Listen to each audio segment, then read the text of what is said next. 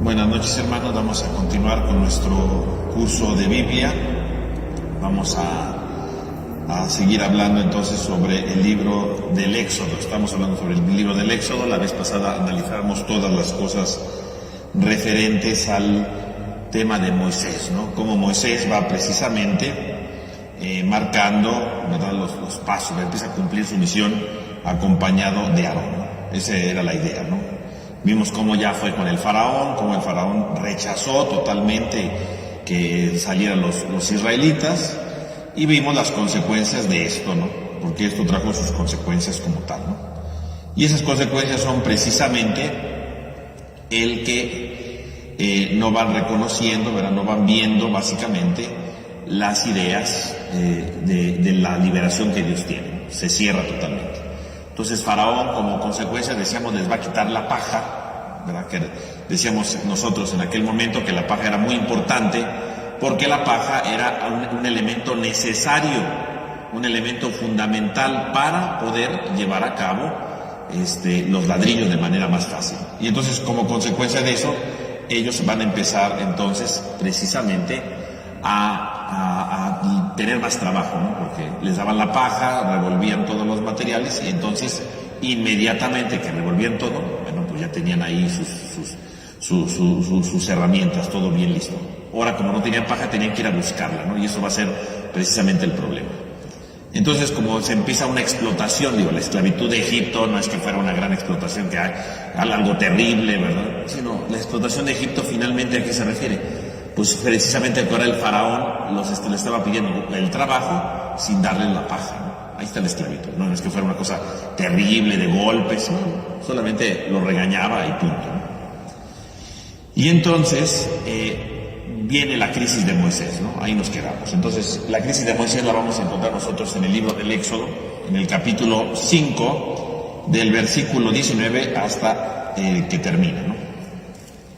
Entonces, Éxodo 5, versículo 19 hasta donde termina, ¿no? Entonces dice: los inspectores israelitas se vieron en un gran aprieto cuando les dijeron: no disminuyan su producción diaria de ladrillos, y fueron corriendo al encuentro de Moisés y de Aarón, que les estaba esperando a la salida del palacio del faraón, y les dijeron: que Yahvé los examine y los juzgue.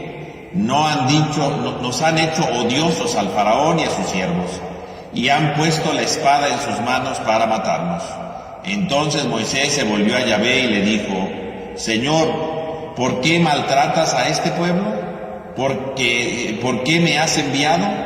Desde que fui a Faraón para hablarle en tu nombre, está maltratando a tu pueblo, pero tú no haces nada para liberarlo.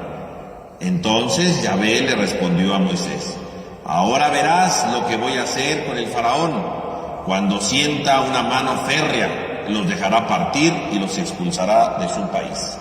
Entonces aquí tenemos ya el tema del faraón, ¿no? Ya tenemos aquí eso. Entonces va ahí, ¿verdad? Van ahora a quejarse con Moisés, ¿verdad? Dicen: gracias por lo que hicieron, ahora fíjense los problemas que traen, ¿no? Gracias a lo que ustedes provocaron de irnos allá a ver, ¿verdad?, que según nos iban a liberar, ni nos liberaron, nos castigaron, y mira todos los problemas que tenemos. Entonces van y le reclaman a Moisés, ¿no? Y entonces dice: ustedes hicieron, ¿verdad? Bueno, dice ahí, ¿no? Por su culpa, ¿verdad? Ahora nos desprecian, nos ven mal, ¿no? Dice, ahora tenemos la desgracia, ¿no? Ahora nos ven mal los egipcios. Y entonces Moisés se topa con el fracaso. Este tema del fracaso es muy importante, ¿no? Es un tema fundamental. Porque no porque Dios me manda una misión significa que luego va a salir bien la misión. No necesariamente. Dios me puede llamar a una misión, pero esa misión a veces va a tener obstáculos, El que Dios me llame a algo no significa que me va a ir bien, ¿verdad? Me va a ir de lujo, no voy a tener problemas. No.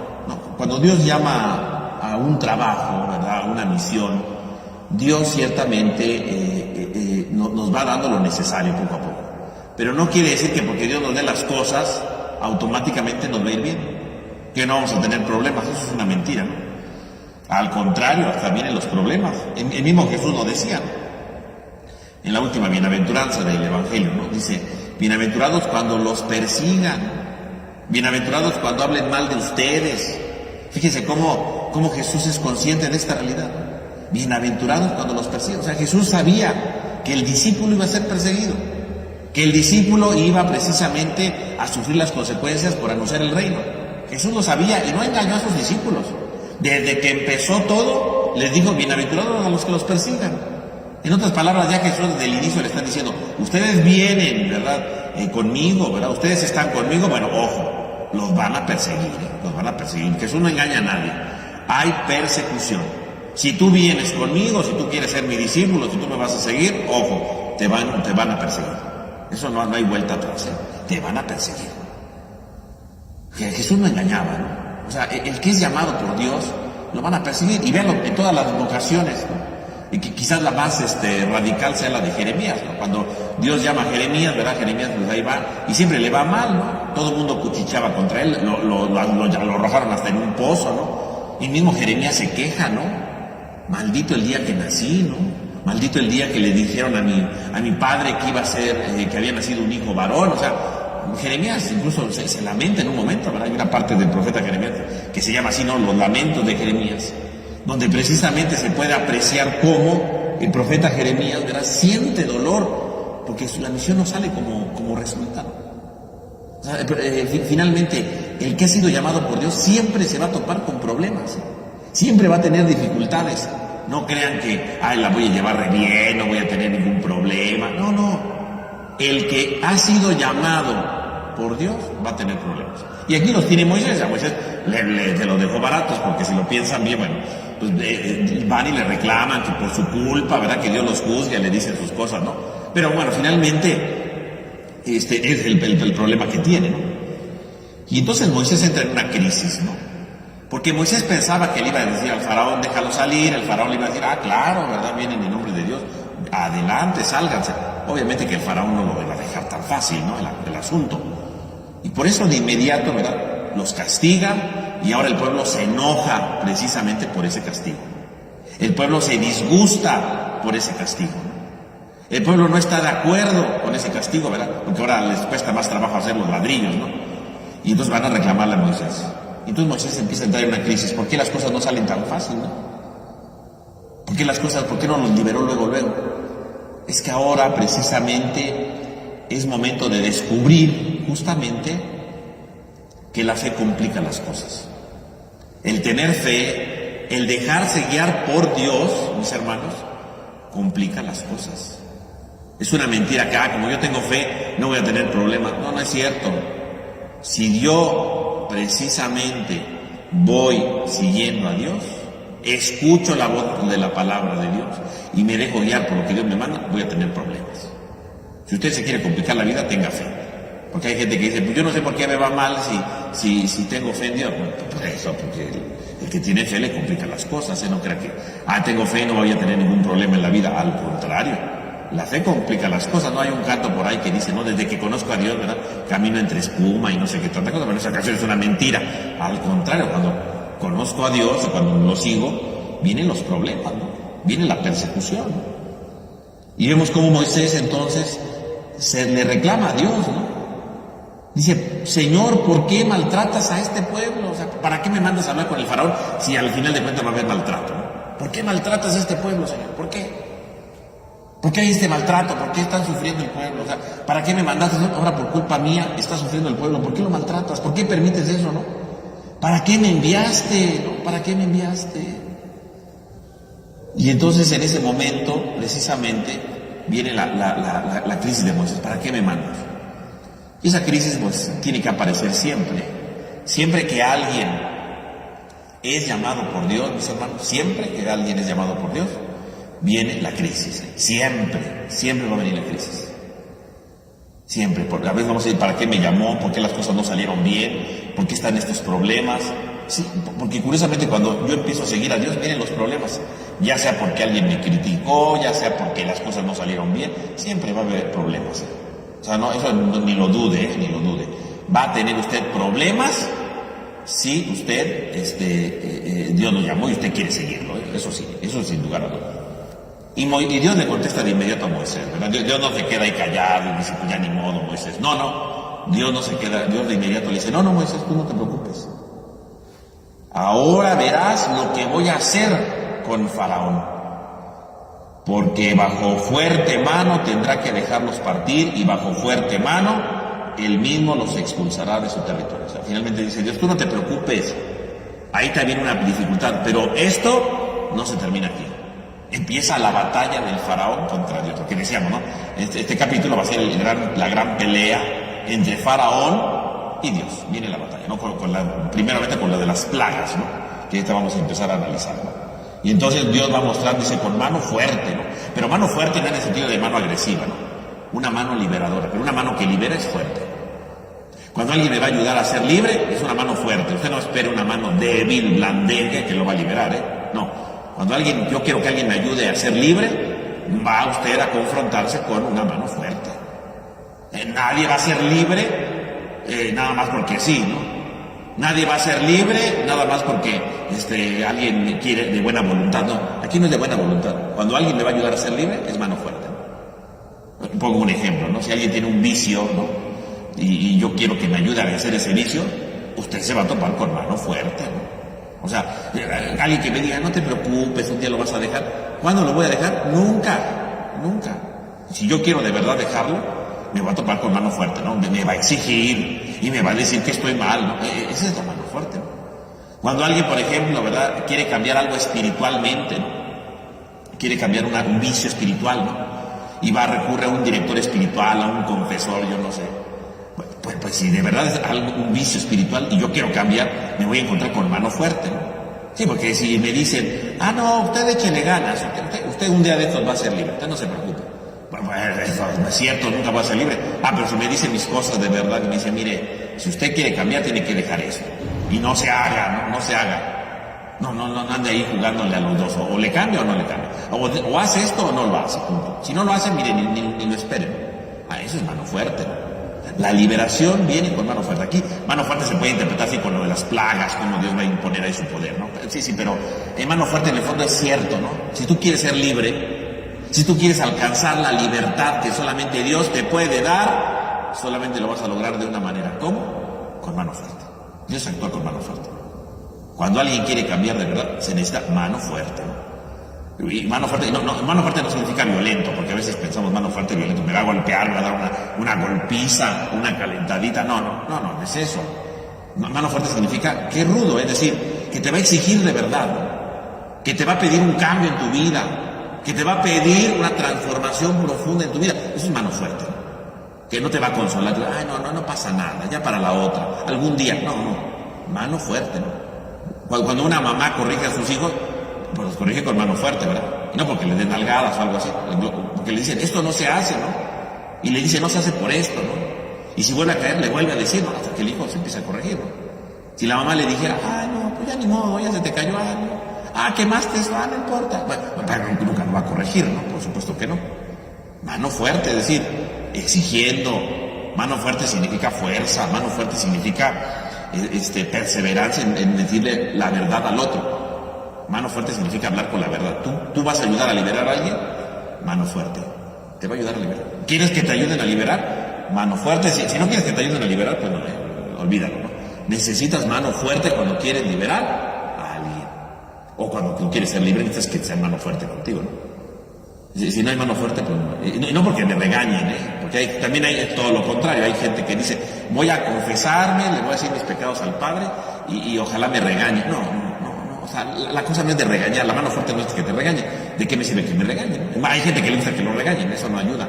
Mano fuerte es decirle la verdad, ¿no? Si usted no deja esto, va a la perdición. Como alguna vez me recuerdo ahorita, ¿verdad? Vino a mi mente, ¿no? Que vino alguien a confesarse y me dijo, padre, tengo un problema, ¿verdad? Porque tengo otra señora, ¿no? Aparte de su esposa tenía otra señora. Y me dijo, no sé qué hacer. Y yo le dije, no se haga, ¿no? O sea, tiene otra señora, pues muy sencillo, ya déjela. Punto, ya déjela. O sea, no nos engañemos de que no sé qué voy a hacer, qué puedo hacer, cómo puedo ir sorteándola para que no pase nada. A ver, no. Si usted quiere seguir engañándola, engaña. Pero yo le aseguro que un día de estos, su esposa lo va a descubrir, Un día lo va a descubrir, o sea, no crea que porque ahorita está escondido todo, no, un día lo va a descubrir, cuando menos lo imagine. A lo mejor no va a ser en esta semana, no va a ser en este año, a lo mejor pueden pasar años, pero lo van a descubrir y ese día todo lo que usted construyó se va a destruir. Ese día todo el amor que pudiera sentir su esposa, ese día se termina. Y lo va a detestar, seguramente, ¿no? Y seguramente tal vez sus hijos también no lo quieran, Ojo, ojo. ¿Quiere eso? ¿Quiere destruir su familia? ¿Quiere destruir todo lo que usted ha construido a lo largo de todo este tiempo? Siga adelante, punto. No, padre, pero es que yo sí quiero dejarla, pero no sé cómo. Pues muy sencillo, deje de ir a verla, ¿no? Muy sencillo, deje de ir a hablar con ella, ¿no? O sea, punto, déle la vuelta, ya no le siga el cuento. Si usted le sigue, pues un día va a descubrirse todo, O pueden haber otras consecuencias, ¿no? Porque tenía a la otra mujer, pero no tenían hijos, ¿no? Igual y luego tiene un hijo, a ver, ¿qué va a hacer usted con otro hijo de otro señor? Ahí viene otro problema más. ¿Para qué le busca? O sea, si usted no lo va a hacer, ni me diga entonces nada, ni se confiese, ¿no? Porque quiere decir que usted no está arrepentido. Si usted no va a cambiar de vida, quiere decir que usted no está arrepentido. Quiere decir que usted quiere que le venga a dar permiso de, bueno, pues ya ni modo, ¿verdad? Échele ganas y escóndase bien. Pues yo no le voy a decir eso, ¿no? Mano fuerte aquí que vendría siendo, no que lo regañe, porque ¿para qué lo regaña? Mano fuerte es, quiere de verdad salvar su matrimonio, deje de ver a esa señora, que le va a doler, claro, que duele, que le va a causar tristeza al principio, pues claro, que a lo mejor puede haber otro problemilla por ahí, pues seguramente, pero si usted no la deja, mire, todo se va a destruir, Si usted no la deja, todo va a sucumbir, Si usted no la deja, todo se va a venir para abajo, todo va a acabarse, Mano fuerte, ¿no? Hay que decir las cosas como son, o la deja, o se va a echar a perder su matrimonio algún día. Eso es mano fuerte. Y no porque lo haya regañado, lo haya golpeado, ¿no? Le dije la verdad, ¿no? ¿Quiere la destrucción de su matrimonio? Pues siga como va por buen camino. Eso sería mano fuerte ahí, digo, de manera muy sencilla, porque una confesión nada más, ¿no? Pero finalmente el que me va a ayudar a cambiar, pues va a ser mano fuerte, va a ser perseverante y me va a decir mis verdades. Mientras no haya verdades, pues no hay mano fuerte, ¿no? Y entonces la mano fuerte de Dios se va a manifestar aquí con las plagas, las famosas plagas, ¿no? Que se van a ir desarrollando desde el capítulo 7 hasta el capítulo 11, ¿no? Del libro del Éxodo, las llamadas plagas, ¿no? O también la han llamado la sección de los signos y los prodigios, pero comúnmente se llama plagas. ¿Por qué se les llama plagas? Pues de hecho la palabra plaga curiosamente solamente aparece una sola vez, ¿no? En el libro del Éxodo 9:14 aparece la palabra plaga. Ahí aparece la palabra. Y de ahí se les quedó el nombre de plagas, ¿no? Porque se ve como un castigo, ¿no? Porque la idea de una plaga es como un castigo, ¿no? Algo negativo. Y bueno, así se ha quedado el nombre, ¿no? De la plaga, ¿no? Otros autores más modernos hoy día dicen, no le llamemos plaga, más bien llamémosle signos y prodigios, porque en realidad así también, ¿verdad? La palabra signo y prodigio aparece en Éxodo 7:3, ¿no? Los signos y los prodigios. Ahí se aclara eso de los signos y los prodigios, bueno. Pero bueno, podemos dejarlo en plaga, ¿no? Que aparece ahí y tiene sus sinónimos luego más adelante en el 12:13 y en el 11:1 aparecen unas ideas como de plaga, ¿no? Ahora, la palabra plaga, curiosamente, aquí, plaga de inmediato nos imaginamos una desgracia, ¿no? O nos imaginamos ahí una serie de cosas raras, ¿no? Que invaden o destruyen, ¿no? Pero la palabra plaga, ¿de dónde viene? La palabra plaga viene del hebreo, del verbo golpear. El verbo golpear, o sea que las plagas que vendrán siendo, las plagas vendrán siendo golpes, los golpes de Dios. Se podría traducir así, ¿no? Los golpes de Dios, ¿no? Los flagelos de Dios, los azotes de Dios, los azotes que Dios va dando a Egipto. Se podría dar como esa idea. ¿Qué son las plagas de Egipto en el fondo? Los golpes de Dios, los golpes que Dios va dando a Egipto porque no dejan salir al pueblo, ¿no? Ahora, los golpes, repito, no porque sea un castigo. Ahorita vamos a explicar bien que las plagas no son ningún tipo de castigo. Las plagas van mucho más allá de un castigo, ¿no? Las plagas tienen algo mucho más profundo, mucho más hondo, ¿no?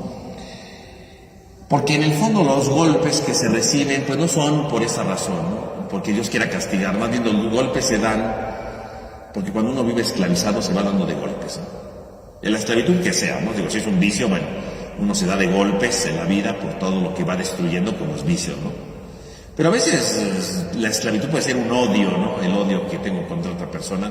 Y ese odio son golpes contra mi vida, ¿no? Una persona que odia va recibiendo una serie de golpes en su vida, ¿no? Porque cada odio le da amargura, cada odio, ¿verdad? Le da rencores, ¿verdad? Y le da corajes, o yo qué sé, ¿no? Son golpes, son golpes. Y no porque Dios me esté golpeando, yo mismo me golpeo, ¿no? Las plagas nos recuerdan que cuando yo soy esclavo, yo mismo me voy golpeando. Las plagas me recuerdan que cuando yo soy esclavo, viene una serie de golpes en mi vida que me lastiman, que me hieren y que a pesar de eso sigo de terco, ¿no? Sigo diciendo, no, yo voy a continuar, ¿no? No, yo voy a seguir adelante, ¿no? Yo voy a acabar con eso. No, así pasa, ¿no?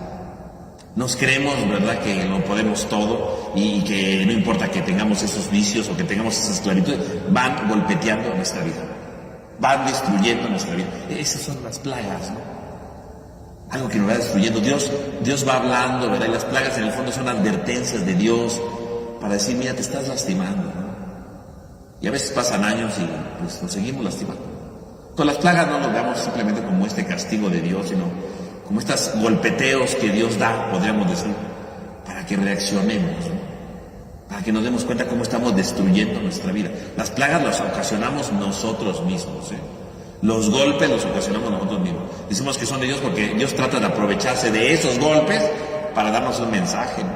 Dios trata de aprovecharse de esos golpes para que nos animemos, para que nos transformemos, ¿no? Dios trata de aprovechar esas situaciones dolorosas para ver si cambiamos, no porque Él las envíe, sino para ver si cambiamos. Y a veces sí cambiamos, a veces no. A veces por mi mismo rencor a lo mejor me peleo con otras personas, por mi mismo rencor lastimo a otras personas, y a veces pues no queremos cambiar. A veces seguimos, ¿verdad?, atorados en nuestras envidias, seguimos atorados, ¿verdad?, en nuestros corajes, seguimos atorados en tantas cosas, y a veces lastimamos a otros, nos lastimamos, ¿no? A veces nuestra salud hasta incluso va mermándose por todos los corajes que hacemos. Y las plagas son eso, ¿no? Nos van destruyendo, nos van carcomiendo. Entonces, podemos hablar entonces de plagas en sentido, ¿verdad?, literal, en el fondo de la palabra, como un golpe, ¿no? El golpe de Dios, pero el golpe porque nos vamos lastimando. Pero también podemos traducirlo, ¿verdad? Bueno, no traducirlo, ¿verdad? Podemos llamar a estos acontecimientos, además de las plagas, que se llaman los signos y los prodigios, ¿no? Porque así le llama ya desde el principio del capítulo 7, ¿no? Porque lo dice ahí Dios a Moisés, ¿no? Mira, yo hago un Dios para el faraón y tu hermano Aarón, que será tu profeta. Tú le dirás cuanto yo te mande, y Aarón tu hermano se lo dirá al faraón para que deje salir a los israelitas de su país. Yo endureceré el corazón de faraón, ¿no? Lo que decíamos la vez pasada, ¿no? Y multiplicaré mis signos y prodigios en el país de Egipto. Ahí está, no. Éxodo 7:3. Multiplicaré los signos y los prodigios. Entonces, ¿qué son las plagas? Pues las plagas también son signos y prodigios. Ahora, ¿qué quiere decir la palabra signo? Porque esto es muy importante, ¿no? ¿Cómo entendemos la palabra signo? Un signo es una señal, ¿no?, que me invita a ir más allá, que me invita a descubrir algo más profundo, ¿no? Veámoslo desde el punto de vista normal, ¿no?, coloquial de este mundo, ¿no? Un signo puede ser, por ejemplo, una señal de alto. Una señal, ese es un signo, ¿no? Alto, ¿no? Ah, bueno, si yo no conozco ese signo, me sigo derecho y no me paro, un accidente, ¿no? Pero si yo conozco ese signo, digo, ah, caray, aquí hay un signo de alto, ¿no? O hay una calavera ahí, ¿no? Peligro, ¿no? No se acerque, no se lo tome. Entonces yo voy a profundizar y decir, a ver, esta calavera no nada más la pusieron aquí, pues nada más para recordar la muerte, ¿no? Esta calavera la pusieron aquí porque significa que hay un peligro de fondo, ¿no? Hay algo que atenta contra mi vida. Entonces yo voy profundizando y digo, mejor no me lo tomo, ¿no? O mejor no me acerco aquí porque aquí hay un signo de peligro, ¿no? O aquí hay un signo de alto, aquí me detengo porque aquí sí que puede haber algo difícil del otro lado, ¿no? Más adelante, ¿no? O sea, los signos son algo que yo veo, lo entiendo, ¿verdad? Lo voy tratando de analizar, entiendo el signo y entonces realizo lo que ese signo me va pidiendo, ¿verdad? Lo voy profundizando.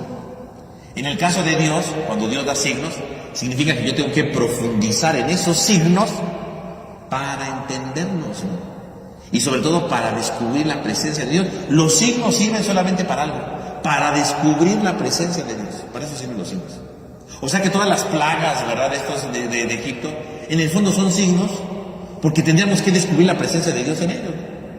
No un castigo, sino la presencia de Dios. Entonces vamos a ver de manera muy general, no quiero tardarme tanto viendo todo esto, pero cada una de las plagas, de estas llamadas plagas, en el fondo, si yo no las analizo a profundidad, vamos a ver cómo cada plaga me da un signo de Dios. Descubro algo que Dios está diciendo bueno para mi vida. No nos quedemos solamente, las aguas que se convirtieron en sangre. Ay, ¿verdad? Las moscas que llegaron. No se quede con eso. Ay, Dios castigó al faraón con las moscas o con las ranas, ¿no? No. Ahí hay un signo de Dios, porque la manera como los va describiendo el autor va dando a entender una enseñanza fundamental. Y cada una de estas llamadas plagas traen un signo de Dios. Ahí está la presencia de Dios, que no castiga, sino que me da una enseñanza sobre mi vida y de cómo vencer mis esclavitudes. Eso tendría que ser, ¿eh? Claro, yo sé que luego la película de los 10 mandamientos, ¿verdad? Uno los ve ahí todo, ¿no? El agua que se convierte en sangre, ¿verdad? Hay unos efectos especiales que ahí en su momento fueron extraordinarios, pero eso le quita el valor a la Biblia, ¿no? Porque nada más me quedo con el efecto especial, y no es eso. No son cuentos, son enseñanzas. Y entonces cuando yo veo el agua se convierte en sangre, pues tiene que tener una enseñanza fundamental en mi vida. Hay que ver cómo lo relata el autor. Porque no solamente dijo, y el agua se convirtió en sangre, fin. No, hay todo un relato de fondo, cómo se transformó, qué consecuencias hubo. Cuando aparecen las ranas hay otros elementos, o sea, porque la manera como nos lo va relatando es, no te quedes solamente viendo lo negativo del signo, ¿no? La desgracia que trae el signo, sino ve descubriendo la enseñanza que trae. Bueno, cuando muere el primogénito, que es lo último, uno dirá, ay, qué malo es Dios, cómo castigó al faraón matando a su hijo qué culpa tenía. No, hay una enseñanza de fondo, mucho más profunda que eso, ¿no? El autor quiere realizar esa enseñanza profunda que hay detrás, ¿no? Pero tenemos que descubrir la enseñanza, ¿no? Son signos, porque cada una de estas plagas nos invita a reconocer un rostro de Dios y un mensaje sobre todo de Dios para ser libres, ¿no? Y eso tendría que ser, ¿no? Entonces son signos y prodigios. ¿Y qué son prodigios? Cuando hablamos de prodigios, pues los prodigios son cosas sorprendentes, ¿verdad? Algo que no es normal, pero no en el sentido de sobrenatural, ¿no? Ay, se rompieron las leyes de la naturaleza. No. Prodigio no significa que se rompen las leyes de la naturaleza. Prodigio es algo maravilloso, que me maravilla, que me impacta, pero que me impacta sobre todo por algo, porque trae salvación. No que me impacta porque, ay, qué miedo, ¿verdad? Todo se está destruyendo. No. Son prodigios porque te impactan. Te maravilla porque hay algo de salvación. El faraón tendría que verse maravillado y decir, Dios está salvando a su pueblo, ya los voy a dejar salir. Pero no, el faraón terco, no los voy a dejar salir. No los voy a dejar salir, ¿no? Y terco, ¿verdad? Y no quería dejarlos salir. Pero cuando uno ve los signos de salvación, del prodigio, se sorprende y dice, aquí está Dios. Pero bueno, lo del faraón no nada más fue el faraón, también nosotros a veces, Dios nos va dando tantos signos y a veces nosotros no los vemos. A veces nosotros no los descubrimos. Pero ahí está, Dios siempre va dando eso. Ahora bien, hablando de las plagas, bueno, ya entendimos ahí en general lo que es una plaga, ¿no? Entonces, la plaga, ¿verdad? La palabra plaga que aparece pocas veces, ¿verdad? Que representa el golpe, ¿no? Las advertencias de Dios, ¿no?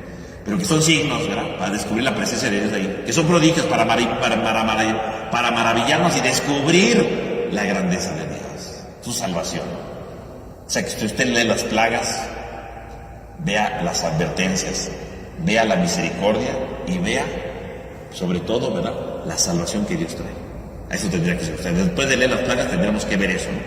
Y no quedarnos con la imagen de, ay, Dios que castigó a Egipto. Nunca, jamás.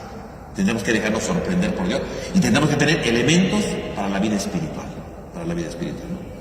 Me recuerdo que hace tiempo, ¿verdad?, di ¿verdad?, un curso de estas plagas justamente, ¿no? Hablándole a unas religiosas y les decía, estas plagas nos ayudan para la vida religiosa. Y les iban diciendo, las íbamos analizando obviamente, ¿no? Y les iba diciendo, miren cómo esta plaga nos pone en atención para no caer en esto, en atención para vivir auténticamente, en atención para vivir fidelidad. Esa ocasión, ¿verdad? Y me alboroté ahí y empecé a explicar todo eso, ¿no? Pero ciertamente aquí no vamos a decir lo de la vida religiosa, pero lo podemos ver, ¿verdad? En nuestra vida cotidiana de manera sencilla lo vamos a ir analizando para que vean cómo las plagas no son castigos, son advertencias de Dios para salvarnos. Y que esas advertencias suceden siempre en la vida, no porque haya ranas, sino porque vamos a ver cómo Dios nos va hablando. Ahora, estos relatos, si ustedes se dan cuenta de las plagas, son 10 plagas, nos hablan de las 10 plagas. Hoy día los estudiosos discuten, bueno, cómo se escribieron estos relatos, porque unos relatos son muy grandes, otros son más cortitos, son complejos. Quiere decir que estos relatos originalmente eran pura tradición oral y que efectivamente había varias versiones, porque luego hay cosas que se repiten o hay esquemas que no son iguales, ¿no? A veces dicen, y el faraón endureció su corazón, y en otras plagas dice, y Dios le endureció el corazón. Quiere decir que por lo menos aquí hay dos tradiciones de plagas. Acuérdense que habíamos dicho desde la primera clase que tenemos aquí, ¿no? Que vimos aquí, aquí estábamos dando de la Biblia, decíamos que el Pentateuco pues no lo escribió una persona, ¿no? El Pentateuco por lo menos tiene 4 autores, ¿no? Decíamos, ¿no? En aquel tiempo lo decíamos, ¿no? El autor que le llamamos yavista, el eloísta, el deuteronomista y el sacerdote. O sea que el libro del Pentateuco y por lo tanto el libro del Éxodo, por lo menos tiene tres autores, ¿no? Por lo tanto quiere decir que nosotros tenemos 2, dicen los escritores, ¿verdad? Los estudiosos dicen, por lo menos tenemos 2 tradiciones de plagas aquí. Que el último autor las juntó y quedaron 10, ¿no? Y tiene un significado el 10, ahí te vamos a explicar. Dice, pero originalmente pareciera que el más antiguo, que es la tradición yavista, la que se le llama la tradición yavista, eran 7 plagas, ¿verdad? Porque ya leyendo todos los capítulos, rescatan y dicen, seguramente eran 7 plagas. Y luego había otra tradición que tenía por lo menos 5 o 3 plagas. Y luego se añadieron y se revolvieron todas ahí, ¿no? Y quedaron las 10. ¿Por qué quedaron 10? ¿Por qué el autor final juntó todas estas leyendas y dejó 10 plagas? Porque ¿qué representa el número 10? El número 10, ¿verdad? Si lo piensan bien, ¿de dónde viene? Pues viene de ir sumando, ¿verdad? Los primeros números. Por lo tanto, el 10 quiere decir todas las combinaciones posibles. O sea que las 10 plagas son todos los mensajes posibles que Dios nos da a nosotros. Porque decimos que las plagas no son castigos, no son maldiciones, no son nada de eso. ¿Qué son las plagas? Las plagas son los avisos que Dios nos va dando para ser libres. Son 10 plagas porque representan todos los avisos posibles que Dios nos va dando a lo largo de nuestra vida para ser libres. Dios siempre nos va a dar aviso. Dios siempre nos va a comunicar algo. El problema es que nosotros somos duros de corazón como el faraón y no vemos los avisos que Dios nos da. No vemos los avisos que el Señor nos va entregando, ¿no? Entonces, bueno, esto lo digo de manera general para que usted, si a alguien le interesa, ¿verdad? Bueno, son 2 tradiciones, por lo menos son 2 tradiciones, y el autor final dejó los 10, ¿no? Y el 10 pues tiene este sentido, ¿no? Ahora, ¿cuáles son estas 10 plagas, ¿no? Entonces, nosotros podríamos dividir, ¿verdad? Vamos aquí a ponerlo. Podríamos dividir las 10 plagas, ¿verdad? Poniéndolas en el siguiente orden, ¿no? Entonces, fíjense bien. Podemos dividirlas en 3 grupos, ¿no? Ahí nos tenemos. A ver, sí. Podemos dividirlas en 3 grupos, ¿no? La primera plaga, que es cuando el mar se vuelve sangre, ¿no? Se vuelve sangre. La segunda plaga, que es precisamente la de las ranas. La tercera plaga, que son los mosquitos.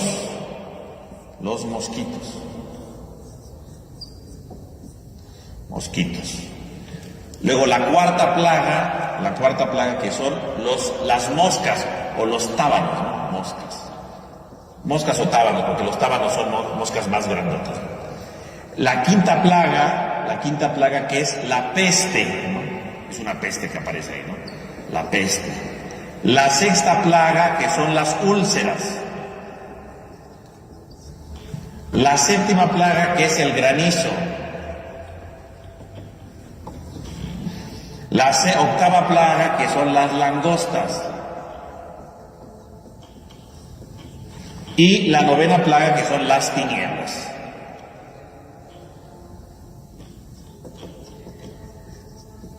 Y bueno, la última, que son la muerte de los primogénitos. Pero bueno, de esa ahorita vamos a explicar algo. Ahora, fíjense bien. Estas plagas, curiosamente, la manera, ¿verdad? Decíamos que son complejas porque son leyendas. Las fueron acomodando de tal manera que tengan un significado. No nada más están así al aire, ¿no? Las plagas tienen cierto orden en la manera como están redactadas, ¿no? Y como están escritas, ¿no? Entonces, para entender, cada plaga tiene un mensaje, vamos a analizarlo luego en la otra clase, pero aparte de eso, podemos ver entonces en estas plagas, vamos a ver entonces unas cosas muy importantes. En primer lugar, la estructura. ¿Por qué las puse así, no? En 3 grupos. El primer grupo, ¿verdad?, empieza con la primera plaga, el segundo grupo empieza con la cuarta plaga y el tercer grupo empieza con la séptima plaga. Porque justamente, yo les invito a que lo lean, ¿verdad? Si hoy no tiene usted mucho sueño, lea usted las plagas, lea todo el capítulo 7 hasta el capítulo 11 y va a ver usted cómo las plagas tienen cierto parecido. La primera, la cuarta y la séptima comienzan de cierta manera. Comienzan diciendo, ¿verdad?, como Dios le da una orden a Moisés, le dice Dios, vete por la mañana. Estas 3 de aquí, siempre le dice que se vaya por la mañana. Las 3 primeras. Primera, cuarta y séptima siempre le dice, vete por la mañana. Siempre comienzan diciendo eso. Y le vas a decir al faraón que deje salir al pueblo. Así dice. Las 3 estas de aquí empiezan igual. Las segundas, que sería la segunda, la quinta y la octava, comienzan distinto. Yahvé le dijo al faraón, pero ya no le dice que es en la mañana. Las de aquí son en la mañana, las de aquí no son en la mañana. Le quitan la palabra mañana. Y las terceras, las últimas, que sería la tercera, la sexta y la novena, curiosamente la orden es sencillita. Yahvé le dijo a Moisés y a Aarón, hagan un signo. No dice más cosas. Curiosamente tiene la misma estructura, estas y estas. O sea que están acomodadas de tal manera. Ahora bien, no solamente eso. Si ustedes se dan cuenta, cada grupito son diferentes, ¿no? Las primeras plagas que vemos nosotros aquí, la serie 1 de las plagas, la 1, la 2 y la 3, son plagas muy sencillas, ¿no?, en realidad, que incluso los magos de Egipto las repiten. La sangre, ¿verdad?, también dice que los magos de Egipto convierten el agua en sangre. Las ranas también dice que los magos aparecen, ¿verdad?, y la rana y los mosquitos, ahí aparecen. Son cosas muy sencillas. En cambio, la serie segunda, la cuarta, la quinta y la sexta plaga, son distintas. Porque aquí ya no son solamente los animales, aquí empieza a sobresalirse. Primero las moscas, que es parecida a los mosquitos. Pero luego viene la peste y las úlceras. Esas ya no son cosas tan fáciles de dominar. Eso ya no son cosas que puedan dominarse. Empiezan a subir de intensidad, si ustedes se dan cuenta. No es lo mismo tener ranas a tener úlceras. No es lo mismo, ¿no? Mejor una rana que una úlcera, ¿no? Porque ya la úlcera ya me está lastimando a mí, ¿no? Ya no tengo control sobre esa. Las ranas, pues sí, a lo mejor me molestan porque están ahí por todos lados, es una plaga. Pero yo puedo más o menos matarlas, yo las puedo quitar, ¿no? Porque son externas a mí. En cambio, ya cuando llega la peste y las úlceras, eso ya no lo puedo dominar. Yo ya no me puedo quitar las úlceras, ni la peste, ¿no? Porque esa peste va a matar al ganado. Eso ya no lo puedo dominar. Las otras se podían dominar. Fíjese cómo en la segunda parte de las plagas va creciendo de tal manera que ya no las pueden dominar en sí mismas. Y bueno, incluso los magos, vamos a ver cómo van y se quejan, ¿verdad? Dice que están siendo atacados por las úlceras y no pueden hacer nada. O sea, nos rebasa. Pero ya las últimas plagas, ya ni siquiera es algo que me atañe, ¿no? Sino se habla de plagas que van de los, de los elementos de la naturaleza, ¿no? Un granizo de fuego, unas langostas. Bueno, las langostas son, sí son animales, pero las langostas es una cosa horrible. Nosotros a lo mejor hoy día ya no tenemos estos problemas tanto como en la antigüedad, pero las langostas era lo peor que podía pasar. Las langostas llegaban, ¿verdad?, una nube negra que llegaba de langostas y destruía todo. No había dominio sobre ellas ya. Llegaban las langostas y sacaban todo, se comían todo, acababan con todo. Las langostas es una cosa fuertísima que nadie puede dominar, ¿no? O sea, no se comparan las moscas o los mosquitos a las langostas, ¿eh? Porque los mosquitos son latosos, ¿no? Me pican y me rasco. Pero las langostas no me lastiman a mí, pero lastiman todo el alrededor, ¿no? Destruyen la vegetación, destruyen las cosechas, destruyen muchas cosas, ¿no? Las langostas son destructivas por sí mismas. Me rebasa ya, ¿no?, la naturaleza que está en contra de mí, ¿no? Granizo, langosta, bueno, y las tinieblas habla de una oscuridad total, ¿no? De una oscuridad terrible que ya no se veía nada, ¿no? Y la oscuridad no la puedo dominar, ¿no? Pues sí, yo puedo prender una vela, ¿no?, y medio la domino, pero la oscuridad es total, no puedo, ¿no? Fíjense cómo las plagas van creciendo cada vez más, se hacen cada vez más fuerte, ¿no? Primero el agua que se convierte en sangre, bueno, ahí está. Bueno, eso se domina, ¿no? La rana, los mosquitos, bueno, más o menos los domino, las moscas o los tábanos, ¿no? Más o menos los domino. Cuando llega la peste y las úlceras son cosas que me dañan, ¿no? Que me lastiman y ya no puedo dominarlas más, ¿no? Y bueno, cuando viene el granizo, pues es algo que me rebasa, porque ¿cómo domino yo el granizo? Yo no lo puedo dominar. Y bueno, granizo de fuego, menos, ¿no? ¿Cómo lo domino? ¿Cómo lo paro? No puedo pararlo eso. Las langostas, ¿cómo paro una horda de langostas? Eso no puedo. Sí, los mosquitos más o menos, ¿verdad? Los puedo ahí poner algo, el humo, se van. Las langostas no. Las langostas no puedo contra ellas. Las langostas no se van hasta que destruyen todo. Y bueno, la tiniebla, ¿quién puede destruir las tinieblas? Nadie. Es algo ya, son fuerzas sobrenaturales. Bueno, no es sobrenaturales, ¿verdad? Son fuerzas que van más allá de las capacidades humanas, ¿no? El hombre no puede detener ya esto, ¿no?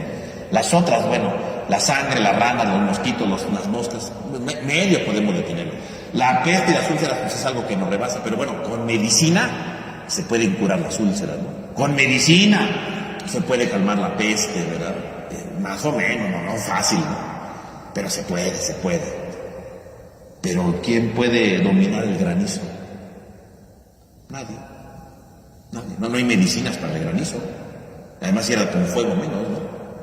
¿Quién puede dominar las langostas? Nadie puede dominar las langostas. Una plaga de langostas es terrible, ¿no?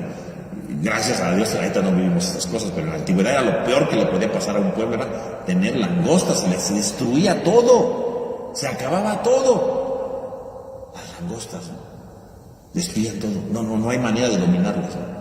Hoy día, bueno, sí las podemos dominar porque existen pues pesticidas y todas esas cosas, y precisamente por eso ya no hay ese tipo de pestes con esa gran magnitud, aunque todo existe, pero no con esa magnitud. Y bueno, las tinieblas, que todo esté oscuro y no veamos nada, porque la idea es que no podían ver nada. Pues ¿quién puede detener eso? Nadie lo puede detener. Vean cómo las plagas van creciendo. Primero son externas, luego parte del cuerpo, y luego externas totalmente, pero incapaces de detenerlas, ya nadie las puede detener. O sea, las plagas van creciendo cada vez más, ¿no? Las plagas van creciendo con mayor intensidad, con mayor fuerza. No se pueden detener. O sea, que sí que cuando Dios va advirtiéndonos, cuando Dios nos va dando mensajes en la vida, cada vez son más fuertes. Y curiosamente el faraón, nada, no cambió. Y la última plaga, pues es la la muerte de los primogénitos, que evidentemente, pues es así, tienen, ¿verdad?, que enfrentarla, ¿no? Ahora, la muerte del primogénito no la puse aquí porque la muerte del primogénito ya no es como estas, ¿no? La muerte del primogénito es distinta. De hecho, el relato de la muerte del primogénito no es como estas, ¿no? Que viene la plaga, le piden a Moisés y se termina. La muerte del primogénito no, porque la muerte del primogénito no termina. Se mueren y ya no pueden. Las moscas dejan de estar, los mosquitos dejan de estar, la tiniebla se quita. Pero si se murió tu primogénito, no resucita. Esa no tiene solución.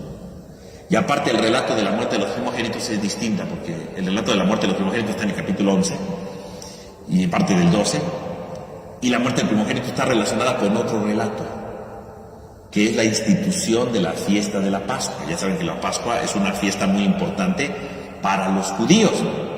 Entonces, el relato de la muerte de los primogénitos está unida al tema de la Pascua. Entonces, por eso no la puse aquí, porque la muerte de los primogénitos, aparte de ser la última, rebasa, ¿verdad?, la estructura del relato, porque se juntan otras tradiciones y otros intereses, que es la de la fiesta de la Pascua. Vamos a explicar también qué es la Pascua para los judíos, cuáles son las raíces generales de la Pascua de los judíos y cómo se relaciona con la muerte de los primogénitos, ¿no? Porque son dos cosas que van ahí entrelazadas, ¿no? Y entonces tiene otra estructura muy distinta. No sigue esto mismo. La muerte de los primogénitos va mucho más allá, ¿no? Incluso hay quien ha llegado a decir que todos estos relatos en realidad son una introducción para la verdadera plaga, que es la muerte de los primogénitos. Incluso hay autores que llegan a decir, la verdadera plaga fueron los primogénitos, lo demás son puros adornos, ¿no?, literarios. Bueno, vayan ustedes a saber, ¿no? Eso ya son cosas que inventan. Ahora, lo cierto es que sí, la muerte del primogénito es la más dura de todas, ¿no? Y vamos a explicar, por un lado, qué representa la muerte del primogénito y por qué pasa eso, ¿no? Porque tenemos que entender por qué pasa eso. No porque Dios quería matar niños, ¿no? Por favor, por supuesto que no. Eso no tiene ningún sentido, ¿no? Ahora, otro punto importante cuando hablamos de las plagas que tenemos que considerar es precisamente el tema de la historicidad. ¿Qué tan históricas son las plagas. Hoy día, ¿verdad? Algunos, ¿verdad? Hay muchos programas hoy día, ¿no? De esto de National Geographic y cosas así, ¿no? En la que van precisamente analizando las plagas y todo lo del libro del Éxodo y encuentran explicaciones científicas a eso. Que si pasó lo del Mar Rojo, se pintó de rojo, ¿verdad? Porque en realidad es un fenómeno natural, ¿verdad? Porque hay un momento del tiempo, ¿verdad? Que de repente se deslava la tierra y entonces se sueltan ciertos organismos y se tiñe de rojo, pero no es que fuera sangre, ¿no? Se tiñe de rojo y entonces sí dice científicamente. Puede ser, yo no digo que no, puede que sí, puede que no. De hecho, sí, hay grandes documentales para explicar todo esto, del libro del Éxodo, ¿no? Y tratan de buscar científicamente cómo todo esto que narra la Biblia tiene sentido. Científicamente comprobable. ¿Qué podemos decir de eso? Bueno, yo creo que aquí hay gente que llega a ver esto, ¿verdad? Esos programas y dice, pues si tiene explicación científica, entonces no fue un milagro. Pues si tiene explicación científica significa que entonces la fe es una mera farsa, ¿no? Es una farsa la fe, porque estamos creyendo cosas que no tienen sentido. A ver, no. Primero que nada, la fe que nosotros tenemos, nuestra fe no está marcada, está anclada en el agua que se vuelve sangre, ¿no? La fe está dada a Dios, no a estas cosas, primero. Y más aún nosotros como cristianos, nuestra fe está basada en la resurrección de Cristo, no en esto. Primero que nada, hay que aclarar qué es la fe. Ahora, que esto tenga explicación científica o no, porque digo, todos son hipótesis, ¿no? Nadie puede decir 100%, esto que nos explicó en el programa pasó así. No lo sabemos, no tendremos que regresar en el tiempo y ver si de verdad es cierto, ¿no? O sea, eso, primero que nada, todo lo que dicen estos programas, bueno, sí, son aproximaciones científicas y son hipótesis. O sea, no son 100% seguras, primero que nada. Ahora, vamos a poner que sí son ciertas y así pasó. Puede ser, yo no digo que no. Además, finalmente Dios, o sea, si son cosas de la naturaleza, pues Dios se vale de la naturaleza para marcar la salvación. ¿Cuál es el problema? Es que sí tiene una explicación científica que el agua se haya vuelto sangre. Bueno, a ver, ¿en qué nos mortifica? Pues Dios se vale de los signos naturales para traer salvación, ¿no? Porque a veces pensamos, todos los milagros rompen las leyes de la naturaleza. No necesariamente. Dios creó todo de manera providencial. El problema es que no nos lo creemos, ¿no? Dios crea todo de manera providencial. Todo tiene un orden en este mundo. Y a veces hay cosas extraordinarias que pasan en este mundo que Dios las creó por algo. Y a lo mejor ese por algo fue para salvar al pueblo de Israel. Hay que creer en Dios y su providencia, ¿no? Primero que nada. Y vamos a poner que, bueno, si es un fenómeno natural, bueno, ¿el milagro en dónde estaría? El milagro no estaría en el fenómeno natural. ¿En dónde está el milagro? El milagro estaría en que pasó en ese preciso momento, ¿no? Sí, porque mejor puedes decir, bueno, es que sí, de repente el río Nilo se convierte en algo rojo. Bueno, científicamente, está bien. ¿Y por qué pasó justamente en ese momento que Moisés dijo? Sí, es un fenómeno natural, ¿no? Pero ¿por qué pasó en ese momento? Pues ahí está la providencia de Dios. Es un fenómeno, sí, que pertenece a la naturaleza, pero pasó en ese momento por algo, ¿no? Punto. Digo, suponiendo que es cierto lo que dicen los científicos, ¿no? O sea, finalmente son hipótesis, no lo podemos saber, ¿no? Hasta qué punto son ciertas, hasta qué punto tienen límites, o sea, es una hipótesis, queda todo abierto, ¿no? O sea, esto lo digo no para que usted pierda la fe, se escandalice y diga, entonces todo lo que dice el Éxodo no tiene sentido. No, yo lo digo por si alguna vez usted ve o ha visto un programa de estos y ¿qué tenemos que decir? ¿Estamos en contra, a favor? No, pues nada. Pues qué interesante que haya una explicación científica, ¿no? Qué interesante que digan esto. Está bien que existan esas explicaciones, ¿no? Qué bueno. Lo importante de fondo que es uno, que ocurrió cuando Moisés lo dijo, finalmente. Tendrá explicación científica, pero ¿por qué ocurrió en el momento que sucedió? Ahí está una parte, ¿no? Y en segundo lugar, significa que si Dios ya creó el mundo así, lo creó por una razón, ¿no? Para salvar. Que si cuando Dios se le ocurrió, vamos a poner que efectivamente el río se vuelve rojo de repente, ¿por qué Dios permitió eso? Pues porque estaba pensando que ese podría ser algún día un signo para la salvación. La providencia de Dios. O sea, yo creo que aquí tenemos que ver la providencia de Dios, no el escándalo, ¿no? Ahora, por otro lado, aquí lo más importante, el libro del Éxodo, cuando uno estudia el libro del Éxodo, no nos importa efectivamente lo científico. O sea, cuando el autor escribió las plagas, por el amor de Dios, no la escribió para que en el futuro luego del siglo XXI o siglo XX, ¿no?, que empezaron estos documentales, descubrían la cientificidad de su punto. Lo escribió para dar un mensaje. Cuando nosotros leemos el libro del Éxodo, no es para ver qué conceptos científicos hay detrás de eso, no. Y si estamos haciendo este curso, no es para explicar las cosas científicas del libro del Éxodo.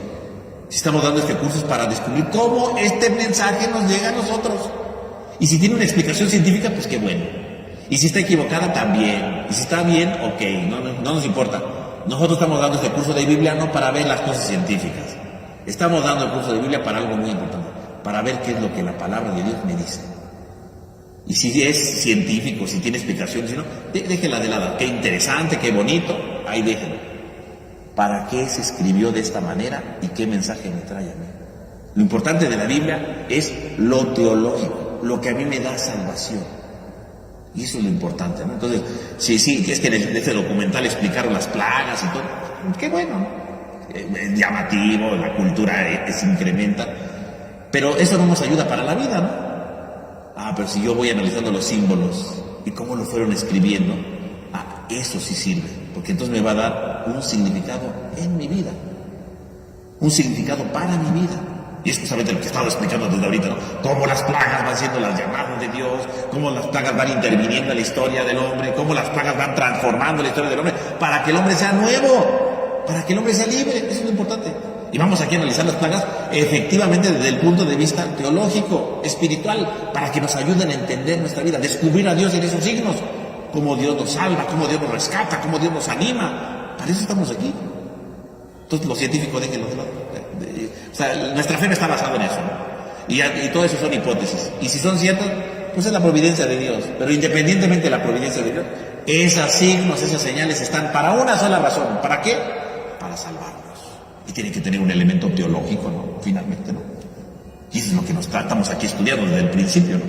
O sea, esto lo explico solamente para que usted no se escandaliza si llega a ver alguna cosa de esto o ha visto.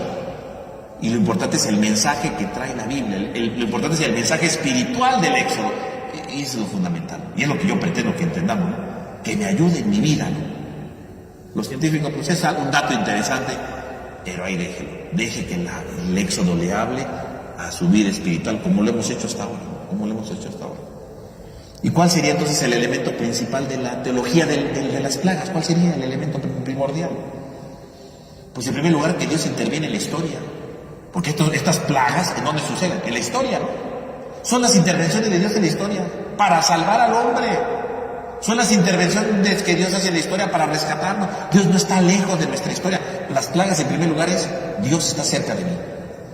Y hay un autor, ¿verdad?, muy interesante, ¿verdad?, que dice, ¿verdad?, que las plagas podríamos leerlas como una teología de la creación, dice él.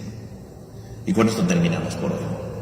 ¿Por qué las plagas son como una teología de la creación? Porque dice él, existía en aquellos tiempos la concepción de que la creación tiene un orden. Así como en la sociedad hay leyes que van rigiendo el orden.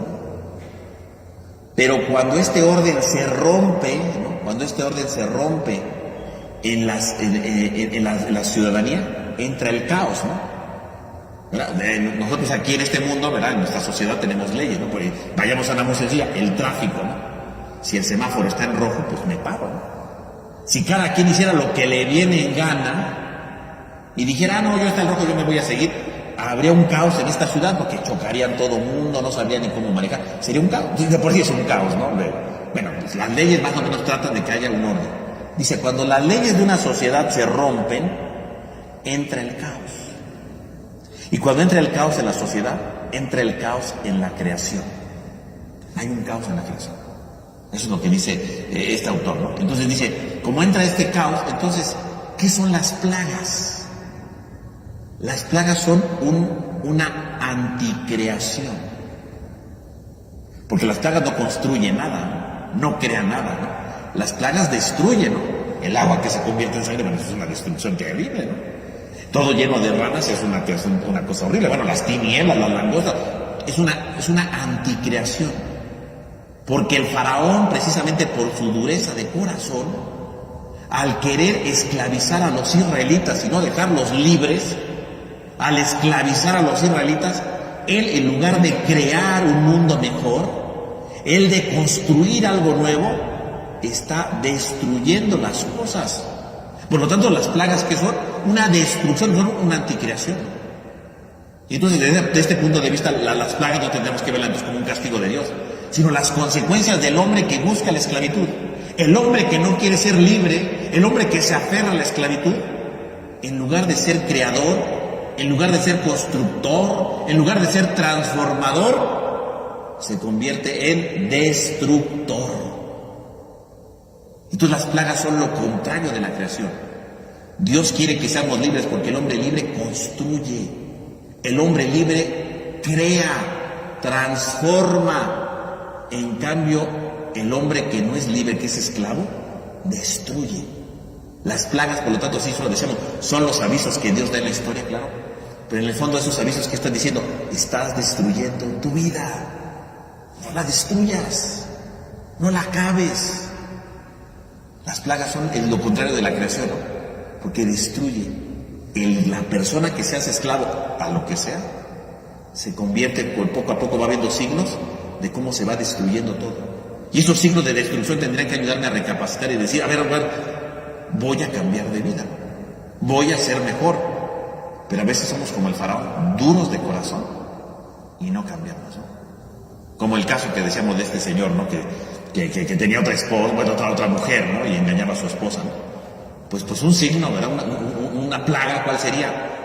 Cuando yo le dije, deje esa mujer, ¿no? Y vamos a poner que diga, no la voy a dejar. Al rato empiezan los problemas, ¿no? De inseguridades, de pleitos con su esposa. ¿Por qué? Porque por estar con la otra, pues no atiende bien a su esposa o a su familia, ¿no? ¿A dónde andabas? ¿A dónde fuiste? ¿Por qué no estás? Empiezan los problemas en la casa, ¿no? Y esos problemas destruyen a la familia. Es anticreación.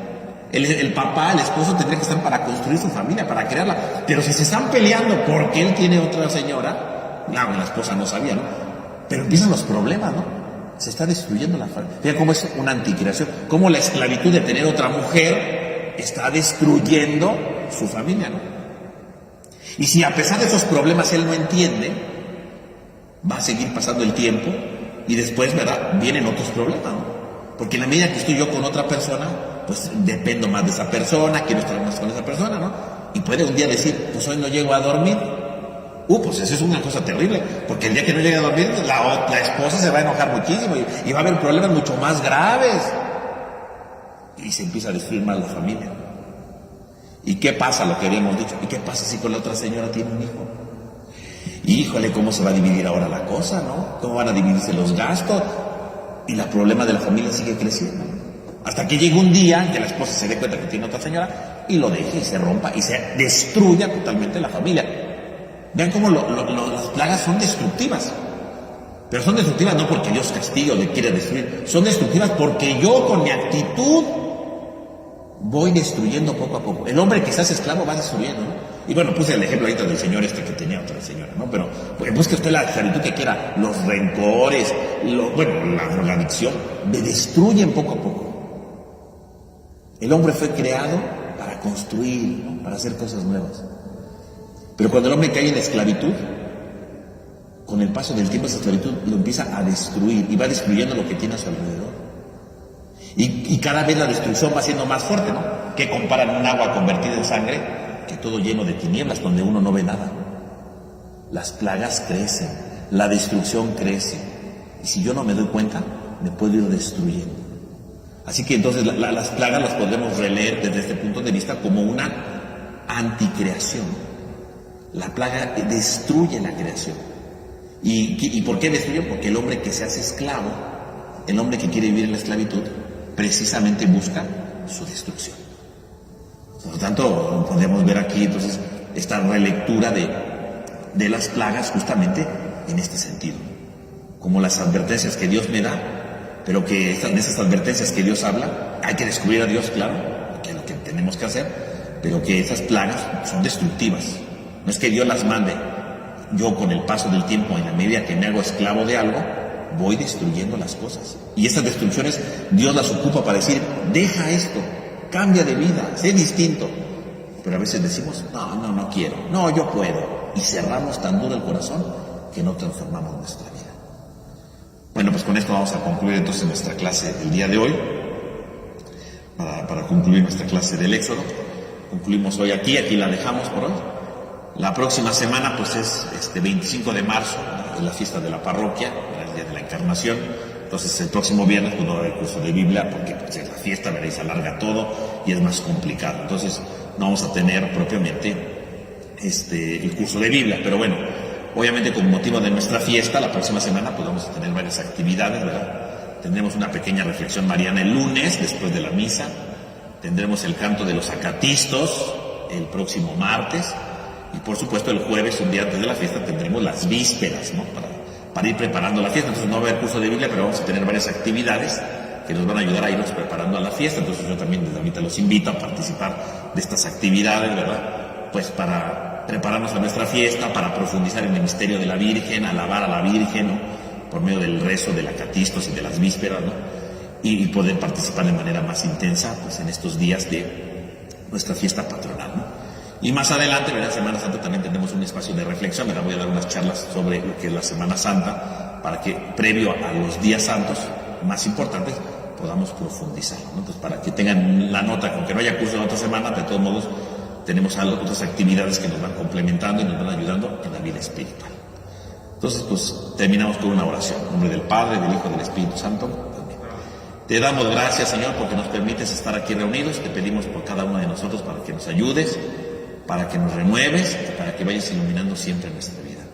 Y para que vayamos descubriendo las esclavitudes que tenemos en nuestro corazón a veces por estos pequeños signos con los que vamos destruyendo o vamos acabando algo. Para que reconociéndolos podamos enfrentarlos, podamos cambiar de vida y construirnos desde la libertad que tú nos das.